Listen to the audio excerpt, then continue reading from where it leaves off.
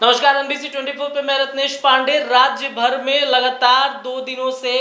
अग्निपथ योजना के तहत सेना में भर्ती के विरोध में लगातार छात्र प्रदर्शन कर रहे हैं और सबसे ज्यादा जो नुकसान है वो रेलवे को पहुंच रहा है। गोपालगंज की तस्वीरें आपने देखी कि गोपालगंज में पाटलिपुत्र गोरखपुर एक्सप्रेस को जो है वो छात्रों ने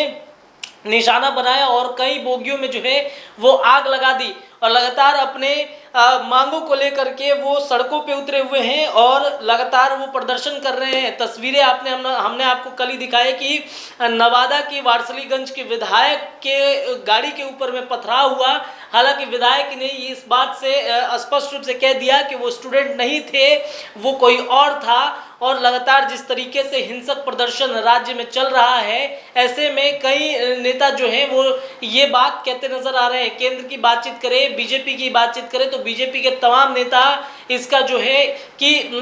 अग्निपथ योजना के तहत जो 4 साल का कार्यकाल है सेनाओं का, वो क्या कुछ होगा, इसमें क्या फायदा है, क्या नुकसान है, इन फायदों को वो लगातार अपने सोशल मीडिया अकाउंट से बच्चों को समझाते हुए नजर आ रहे हैं। अमित शाह की बातचीत करें, शहनवाज हुसैन की बातचीत करें या फिर कई राज्यों के सांसद की बातचीत करें, वो लगातार मोदी जी के इस योजना पर अपनी राय रख रहे हैं और स्टूडेंट को समझाने की कोशिश कर रहे हैं कि आप इस योजना को गलत तरीके से ले रहे हैं, इस योजना को समझने की जरूरत है कि क्या है ये योजना। और लगातार छात्र जो मांग कर रहे हैं कि 4 साल के बाद हमारा भविष्य क्या होगा, 4 साल के बाद हम क्या कुछ करेंगे या हमारा भविष्य किस तरीके से होगा। 4 साल में अगर रिटायरमेंट दे देती है सरकार तो क्या उसके बाद कई अन्य सेवाओं में हमें मौका मिलेगा सेवा देने के लिए या फिर हमें नौकरी जो है मिलेगा। इसको लेकर के छात्र लगातार प्रदर्शन कर रहे हैं। चूंकि आपको बता दें कि छात्रों का प्रदर्शन इसलिए भी हुआ कि सेना का बहाली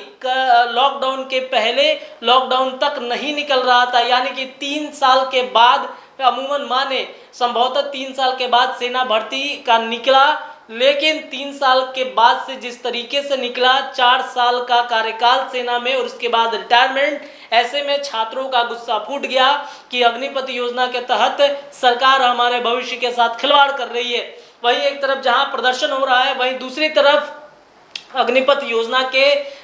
एवज में गोरखपुर के सांसद रवि किशन की बेटी ने एक बहुत बड़ी मांग कर दी है अपने पिता से। उन्होंने अपने पिता से जो मांग की है उसको उन्होंने ट्विटर पे, रवि किशन ने अपने ट्विटर पे लिखा है, उन्होंने अपने ट्विटर पे लिखा है कि मेरी बेटी अग्निपथ योजना के तहत जो है सेना में सेवा देना चाहती है, यानी कि 4 साल अग्निपथ योजना के तहत रवि किशन की बेटी जो है इशिता शुक्ला इनका नाम है और वो